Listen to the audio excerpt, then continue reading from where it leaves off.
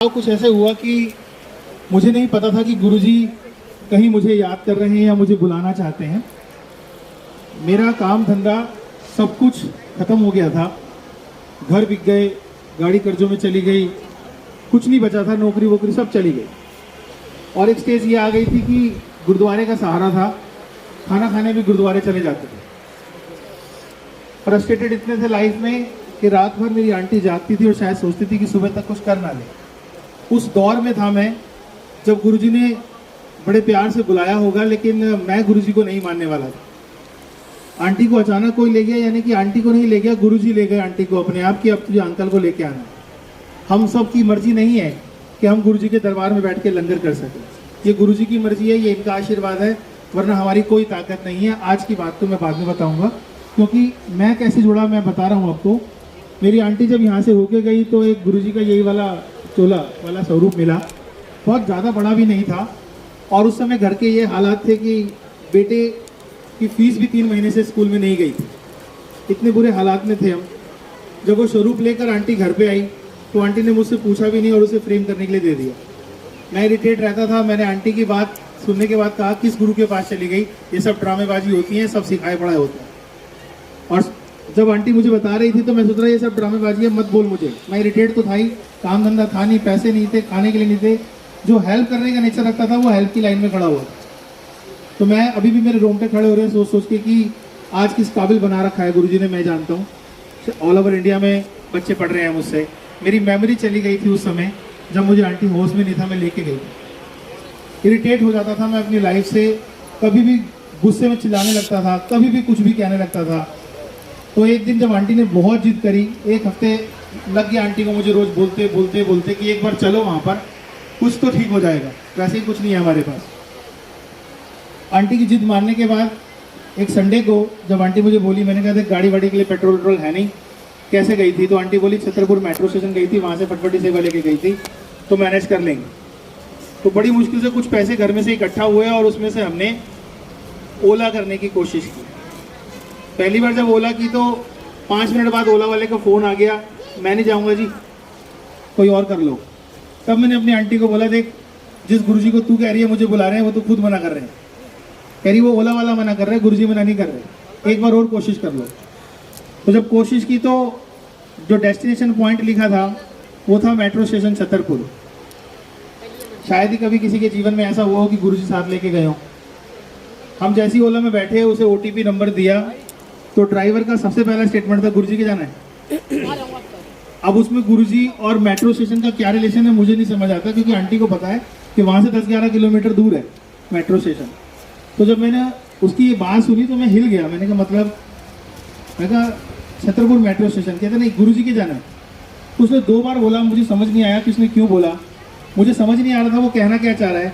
थोड़ी देर बाद आप बिलीव करेंगे कि क्या हुआ, वो गुरुजी के सत्संग करने लगा जैसे आज मैं यहाँ सत्संग कर रहा हूँ। कि मेरी गाड़ी पलट गई थी और गुरुजी ने 3 बार पलटी हुई गाड़ी के बाद मुझे हॉस्पिटल में आके ठीक किया, और आज मेरी 3-3 गाड़ियाँ गाड़ी किराए पे चल रही है। तो मैंने कहा अपना मुंह बंद कर यार, ये 1 हफ्ते से वैसे ही परेशान कर रही है। तो मैं इस तरह से बिहेव कर रहा था और जो मन में आ रहा था बोल रहा था। फिर गुरुजी ने क्या किया, उसका मुंह बंद करा के एक CD थी उसके पास और CD प्लेयर था, उसने CD लगा दी, उसमें भी गुरुजी के शब्द थे। तो पूरे रास्ते गुरुजी शब्द सुना के लेके गए। ये कम नहीं था मेरे लिए कि ये हो क्या रहा है। फिर जब हम बीच में मतलब सो गए तो टिवोली एक जगह आती है, वहाँ आके आँख खुली। मैंने कहा भाई तेरा मेट्रो स्टेशन नहीं आया? कह रहे गुरुजी के यहाँ छोड़ने जा रहा हूँ। तो वो गुरुजी के वहाँ जब छोड़ने गया और मैं अंदर गया तो मेरे को म्यूज़िक पसंद था, तो गुरुजी को ही पता था कि इसको पंजाबी गाने पसंद हैं। तो जैसे ही मैं अंदर घुसा तो वहाँ पंजाबी गाने चल रहे थे, जुगनी गुड़ी। तो पहले तो वो मन में बिठा लेते हैं आपको कि चले आपको ठीक करते हैं, पहले आपका मन बनाते हैं फिर आपसे बात करते हैं। वो सुना तो अंदर से बाहर निकले, फिर कोई पंजाबी गाना, उसके बाद फिर पंजाबी गाना। मैंने कहा समझ नहीं आ रहा कि ये मंदिर है या कोई ऑर्गेनाइज प्रोग्राम हो रहा है यहाँ पर। एक तो माहौल ऐसा था कि 4 लोग इकट्ठा बैठ के खा रहे थे, वो देखकर भी अच्छा लग रहा था, लेकिन वो जो गुस्सा जो तनाव था वो पता नहीं कहाँ जा रहा था, मुझे समझ नहीं आया। जब मैं बाहर निकल के आया तो ये गुरुजी की कृपा होगी कि एक बीच में पैसेज पड़ता है जहाँ आज हमें सेवा मिली हुई है। उस पैसेज पर मुझे एक बैल दिखाई दिया जो कि बहुत सुंदर था, और क्षण भर के लिए वो दिखाई दी और उसके बाद वो ओझल से महसूस हुए। आप लोग वैसा ही महसूस कर रहे होंगे जो लोग नए होंगे, जैसा मैं महसूस कर रहा था कि ये सब सिखाए हुए होते हैं, ये जानबूझ के बोल रहे होते हैं। बिल्कुल ऐसा फील होता है पहली बार जब हम जुड़े नहीं होते, हमें लगता है ये सब कहानियाँ हैं, ड्रामेबाजी हैं, ये ड्रामे सबके साथ हो जाए, मैं तो चाहता हूँ गुरुजी, राइट रॉन्ग, तो तभी आके सब यहाँ बता पाएंगे कि उनके संग कौन कौन से ड्रामे हुए। उस ड्रामे को आप देखिए, कुछ नहीं था हमारे पास, हमने सिर्फ ये कोशिश की चलो यार अब कुछ नहीं है तो मन लग रहा है यहाँ पर, माहौल अच्छा है, माहौल की वजह से बुलाया। आस्था वास्ता तब तक भी नहीं जुड़ी थी, गुरुजी ने माहौल देकर मुझे बुलाया और वीरवार को मैंने गुरुजी के यहाँ जाना शुरू किया। 3 हफ्ते तक गया था, तो चौथे हफ्ते में एक अंकल की शटल में बैठा हुआ मैंने बोला यहाँ कोई सेवा मिल सकती है? तो मेरी आंटी मेरी शक्ल देख रही थी कि जो जाके राजी नहीं था वो सेवा मांग रहा है। तो बोले कौन सी सेवा करनी है आपको? मैंने कहा जो आप कर रहे हो। कह रहे अंकल ये शटल सेवा है। मैंने कहा कर लूँगा। कह रहे गाड़ी है? मैंने कहा हाँ घर पे है, खड़ी हुई थी, कर्जों में थी। तो वो बोले एक अंकल है नायडू अंकल, अगर वो आपको मिल जाएंगे तो उनसे बात कर लेना, वो सेवा दे देंगे, वैसे आज के दिन वो नहीं होते। तो मैंने कहा ठीक है आके मिल लूँगा। तो जैसे ही उन्होंने मुझे मंदिर के आगे उतारा तो नायडू अंकल सामने खड़े थे। तो वो शटल जो चला रहे थे अंकल, वो बोले अंकल आपको सेवा मिलनी होगी, नायडू अंकल आज आते नहीं है लेकिन सामने ही खड़े हैं, वो भी इतनी भीड़ में, बाहर भी नहीं खड़े होते वो। कह रहे जाके एक बार बात करो। मैंने उनसे बात करी और उन्हें मुझसे ये नहीं पूछा कितने सालों से आ रहे हो। आमतौर पर सेवा आंटी शायद तभी मिलती होगी जब बहुत सालों से आप मानते हो, डिवोटी हो। उन्होंने कोई शब्द नहीं पूछा मुझसे और बोला कि ठीक है क्या सेवा करोगे? मैंने कहा शटल सेवा की सेवा मिल जाएगी। कह रहे ठीक है आ जाओ संडे से। इतनी देर में सेवा मिल गई और 4 हफ्ते के अंदर जब सेवा मिली तो ये समझ नहीं आया कि ये मुझ पर कृपा हो रही है या सब प्लान हो रहा है। और प्लानिंग ये थी कि आंटी ने मुझे बोला एक बात बताओ, घर में दूध के पैसे नहीं है और ये जो सेवा तुम लेके आए हो इसमें पूछ के आए हो कैसे होता है? तो मैंने कहा पूछ लेंगे। फिर मैंने पूछा सेवादार से, बोले अंकल गाड़ी भी आपकी, तेल भी आपका, चलाएंगे आप, चलवाने वाले मालिक। अब मेरी आंटी और मेरी कही क्या करें? मैंने कहा कुछ ना कुछ तो करेंगे, कहीं ना कहीं से करते हैं। सिर्फ दूसरी बार सेवा पर गया था तो मेरी पुरानी वीडियोस यूट्यूब पे देख ली किसी ने और इंदौर से मुझे फ़ोन आ गया, बोले सर मैथमेटिक्स के लिए आपको इनवाइट कर रहे हैं, आओगे क्या? जय गुरु जी। मैं काम से परेशान, मेरे पास कोई काम नहीं, मैं दुखी, और इतना बुरा हाल कि इंदौर जाने के लिए फ़्लाइट के पैसे नहीं थे। तो उन्होंने कहा आपको कुछ नहीं करना, फ़्लाइट की टिकट, रहना, गाड़ी सब हम देंगे, आपको आना है। तो ये सब गुरु जी की कृपा थी। मैं चला गया, उतना प्रिपेयर नहीं था, मेंटली बहुत डिस्टर्ब था क्योंकि काफ़ी दिन से काम धंधा खराब हुआ था, इंस्टीट्यूट बंद हो गए थे। जब मैं वहाँ पढ़ाने लगा तो 2 घंटे के बाद मैं इतना नॉर्मल हो गया कि वो जो सारी चीज़ें डिस्टर्ब थी वो सब ठीक हो गई। 3.5 घंटे तक लेक्चर लेने के बाद इंस्टीट्यूट के मालिक बोले आपको हम काम पे नहीं रख सकते। मुझे लगा शायद अच्छा परफॉर्मेंस नहीं हुआ, तो बोले हम आपको 50% पार्टनर पे रख रहे हैं। जय गुरु। तो मैंने कहा जी जय गुरु जी। मैंने कहा जी मेरे पास पैसे वैसे लगाने के लिए नहीं है। कह रहे आपको पैसे नहीं लगाने, बस वही दिमाग लगाना जो क्लास में लगा रहे थे। अब समस्या ये खड़ी हुई कि मैं इंदौर चला जाऊं तो सेवा मिली है, क्या करूं आंटी? परीक्षा थी मेरी पूरी।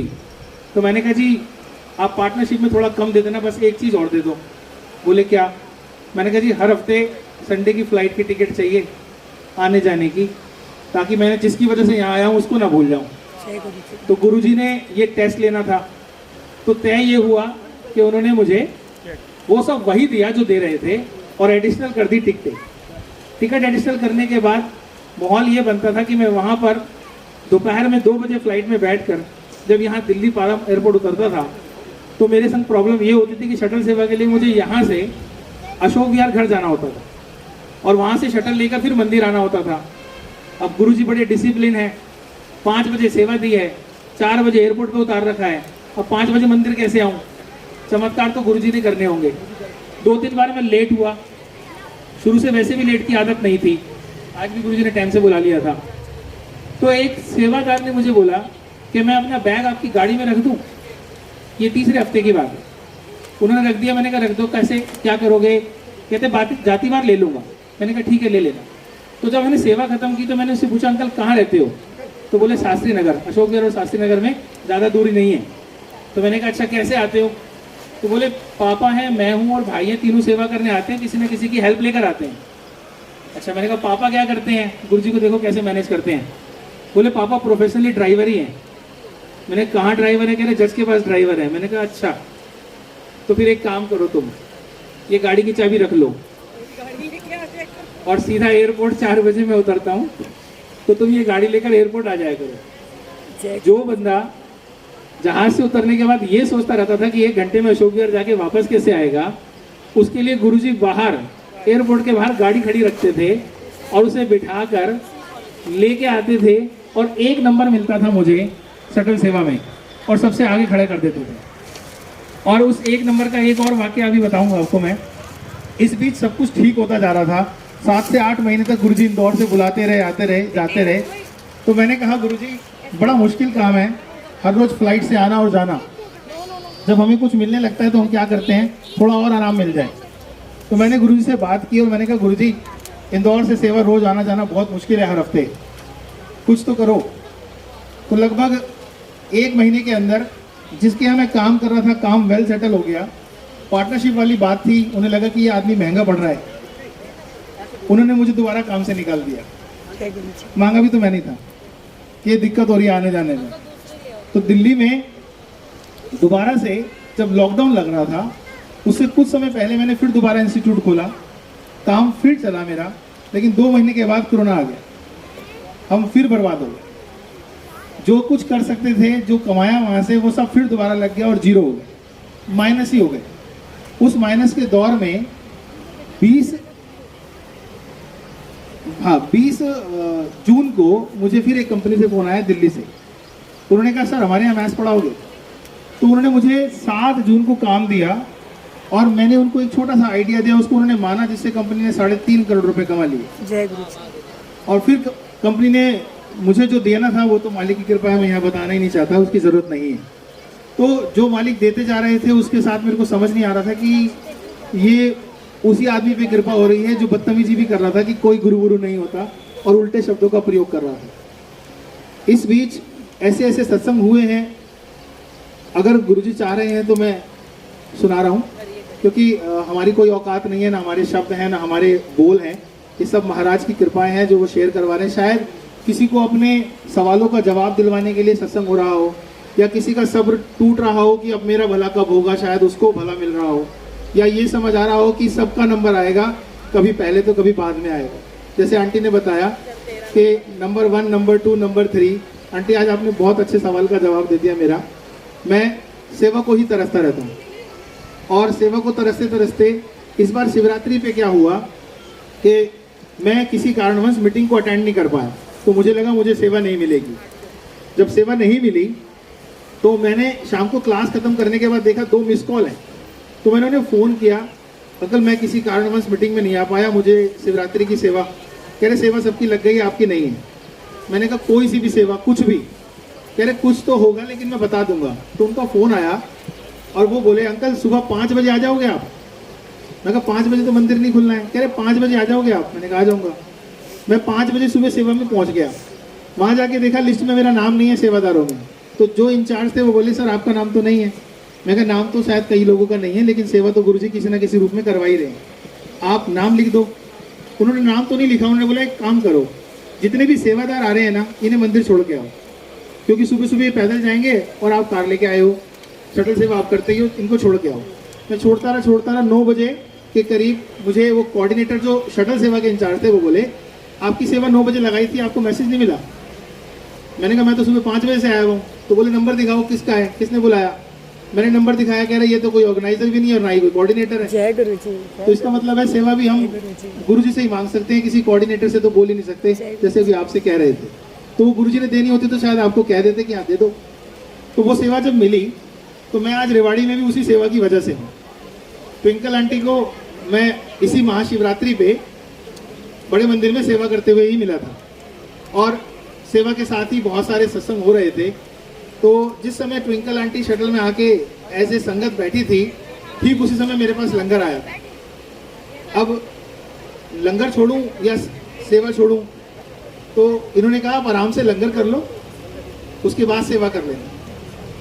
तो जब हमने इनसे लंगर करने के बाद सेवा कर ली, फिर ये वापस आए, इनसे बात हुई। तो इस बीच एक सत्संग जुड़ा मेरी आंटी का, मेरी अपनी जो वाइफ की बात कर रहा हूँ। तो आंटी भी दर्शन करने आई थी। लाख से ऊपर लोग होंगे, संगत जो 4 लाख, बहुत ज़्यादा लोग थे। 4 लाख। और मेरी आंटी बोली मुझे प्रसाद नहीं मिला, लंगर खत्म हो गया। तो मैंने कहा गुरुजी ने आपको लंगर नहीं कराना होगा, जाओ। कह रहे आप सेवादार हो। मैंने कहा मैं सेवादार गुरुजी का हूँ, आपका नहीं, और आप संगत गुरुजी के हो, तो बात उनसे करो, मुझसे नहीं। तो वो आंटी चली गई मेरी आंटी। जब आंटी गई तो मैं शटल पॉइंट पर आया, तो जैसे ही मैं एक संगत को बिठाने के लिए इधर देख रहा था, इतने में एक सेवादार ने आके पूरी प्रसाद की प्लेट मेरे स्टीयरिंग के पास आके रख दी। तो मैं देखूँ इतने में वो रख के चले गए। तो मैंने अपनी आंटी को फ़ोन किया, मैंने कहा कहाँ हूँ? कह रही मैं तो निकल गई। मैंने कहा प्रसाद तो आ गया। जय गुरु जी। तो मैंने कहा अब क्या करूँ, मैंने भी लंगर कर लिया है। कह रही एक काम करो रख लो।